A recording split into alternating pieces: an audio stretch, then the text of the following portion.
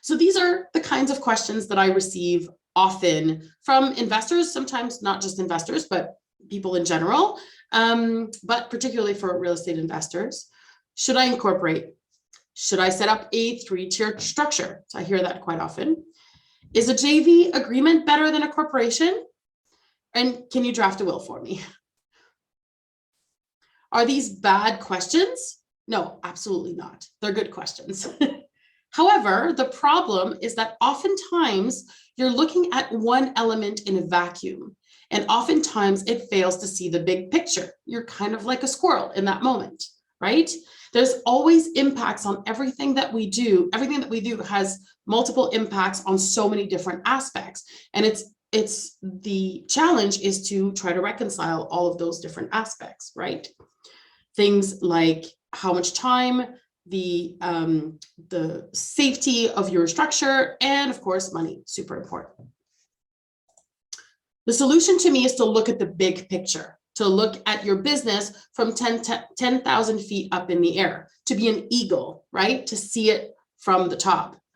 And we need to see how all of the items fit together. So are you ready for the right question? Well, before I answer that, there are some elements that should be considered, right? Things like your existing setup, the number and types of properties that you own. What are your investment strategies? What are your current partnerships? What are your life goals? What's your family like? What's your lifestyle like? And there's so many other questions. To me, it's just like a puzzle looking at all of this. So I've come up with the cardinal solution, which I call the expansion foundation or growth foundation. One pillar to me that is essential when looking at what your structure should look like is liability protection. The structure should provide protection from liability enough to protect your personal assets, your investors, the bulk of your wealth, and different projects from one another. So an example is if I have a client who may have a multi-family, for instance, and a few smaller properties, maybe they have a few small duplexes and they have one property that's got 12 units, I may recommend that they separate the large multifamily from the smaller buildings. And this allows for some liability protection.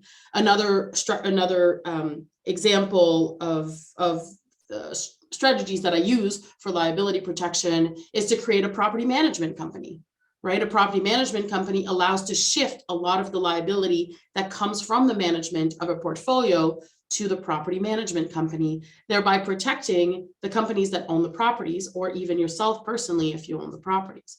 So there's so many different ways that in a corporate structure that we look at protection from liability. And when I create a sample structure for a client, when I create a structure that I suggest, I always color code them. So the green corporations are the ones that don't have any liability, and the ones that are yellow hold a little bit of liability, and the ones that are darker orange or even red are the ones that hold the majority of the liability in a project or in a structure. So in this example also, in this pillar also, one thing that I always find absolutely essential is to have what I call a squeaky clean co.